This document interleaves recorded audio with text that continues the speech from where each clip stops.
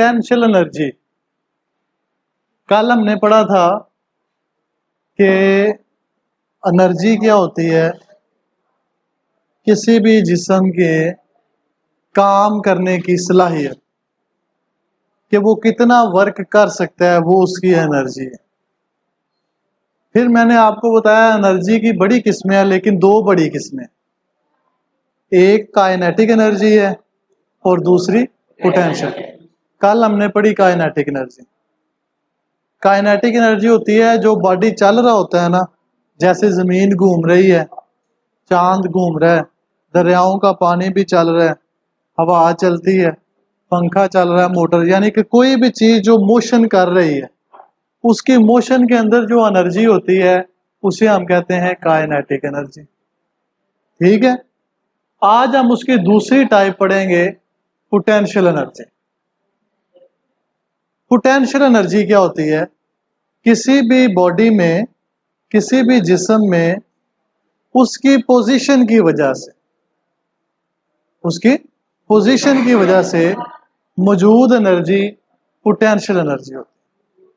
तो potential energy की तारीफ क्या हुई, the energy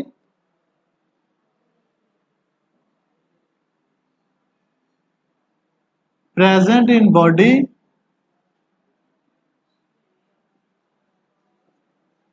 due to its position.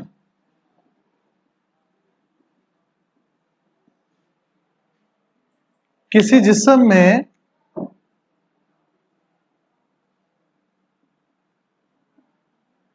उसकी पोजीशन की वजह से मौजूद एनर्जी। अब ये जो लफ्ज मैंने यूज किया है ना, पोजीशन, ये इसका मतलब ये है कि वो जमीन से कितना ऊपर है या जमीन के कितना पास है, ये उसकी पोजीशन होती है। जैसे जैसे हम जमीन से ऊपर चलते जाएंगे उसकी पोजीशन जमीन से क्या होती जाएगी, और उसके अंदर उतनी ही पोटेंशियल एनर्जी ज्यादा होती जाएगी। और जैसे जैसे हम जमीन के पास आते जाएंगे उसकी पोजीशन कम होती जाएगी और उसकी पोटेंशियल एनर्जी भी क्या होती जाएगी। अब ये तो हमें पता चल गया कि पोजीशन क्या है। अब ये एनर्जी उस जिस्म में आई कहां से, एक ईंट है, अभी हम बात कर रहे थे कि अगर ये ईंट ऐसे जमीन के ऊपर पड़ी हुई है तो इसकी पोजीशन यहां पे जीरो है, मतलब ये कि इसकी पोटेंशियल एनर्जी भी यहां पे क्या है, जीरो। अगर हम इस ईंट को उठा के किसी दीवार के ऊपर रख दें, ये दीवार है, अब इस ईंट को उठा के यहां पे रख देता हूं मैं, ये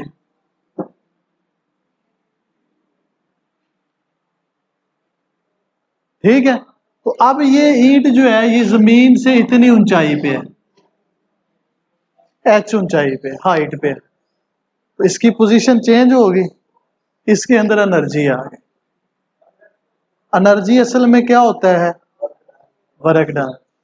एनर्जी असल में क्या होता है, वर्क डन। और वर्क क्या होता है, किसी जिस्म पे फोर्स लगाएं और वो क्या करे, फासला तय करे। अब ये ईंट है, ईंट को उठाने के लिए जो हम फोर्स लगाएंगे वो ईंट के वजन के बराबर होगी। अगर ईंट का वजन 2 किलो है, ईंट का मैस जो है वो 2 किलो है, तो 2 किलो का मतलब ये है कि हम 2 न्यूटन फोर्स लगाएंगे तब ईंट को हम उठाएंगे।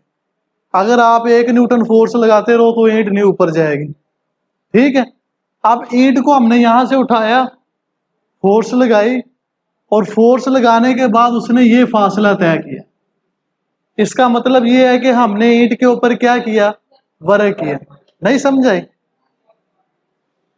यहां पे ईंट पड़ी हुई है, इस ईंट को यहां से उठाएंगे तो फोर्स लगाएंगे ना, फोर्स लगाने के बाद उसको यहां पे रखा है तो उसने फासला तय किया। तो अगर किसी जिस्म पर फोर्स लगाएं और वो जिस्म फोर्स की सिमत में फासला तय करे तो क्या होता है, वर्क होता है। तो जब मैंने ईंट को यहां से उठा के h बुलंदी पे रखा तो वर्क हुआ। ये जो वर्क मैंने अपने हाथ से ईंट को उठा के दीवार पे रखने में किया है ना, ये वर्क इस ईंट के अंदर स्टोर हो गया है एनर्जी बन के, जिसको हम कहते हैं पोटेंशियल एनर्जी। उसे हम कौन सी एनर्जी कहते हैं? नहीं समझ आई? अब ये एनर्जी इसके अंदर पड़ी हुई है जो हमने लगा के इसको ऊपर रखा है। जैसे ही इस ईंट को यहां से हम थोड़ा सा डिस्टर्ब करेंगे, छेड़ेंगे, तो जो इसके अंदर एनर्जी स्टोर है ये हमें वापस करे, नीचे वापस जमीन पे आए। ठीक है, समझ आ रही है नहीं आ रही? फिर भी फोर्स लगेगी, जमीन की फोर्स, जमीन उसे अपनी तरफ खींचेगी और ये फासला तय करेगी। तो जो एनर्जी हमने उसको दी है वो वापस करेगी, नीचे कोई भी चीज पड़ी हुई है वो टूट जाएगी। समझ आ गई? तो ये है पोटेंशियल एनर्जी। तो पोटेंशियल एनर्जी क्या हुई? किसी भी जिस्म की उसकी पोजीशन की वजह से जो उसमें एनर्जी स्टोर हो जाती है उसे हम क्या कहते हैं? Potential energy. और पोटेंशियल एनर्जी यानी कि P dot E, potential energy, ये किसके इक्वल हुई? ये इक्वल हुई वर्क के। क्योंकि हमने कल पढ़ा है सारी एनर्जियां जो होती हैं वो वर्क के इक्वल होती हैं। और वर्क किसके इक्वल होता है? वर्क इक्वल होता है फोर्स इनटू डिस्टेंस। ठीक है, अब ये जो डिस्टेंस इसने कवर किया है वो इसकी क्या है? हाइट है। तो डिस्टेंस की जगह पे हम क्या लिखेंगे? हाइट। और जो हमने फोर्स लगाई है, फोर्स वो ईंट के किसके बराबर है? वेट के बराबर। और वेट जो होता है वो आपको पता है mg के इक्वल होता है। ठीक है, तो इस फोर्स की जगह पे हम क्या लिखेंगे? mg। तो पोटेंशियल एनर्जी किसके इक्वल आई? mgh।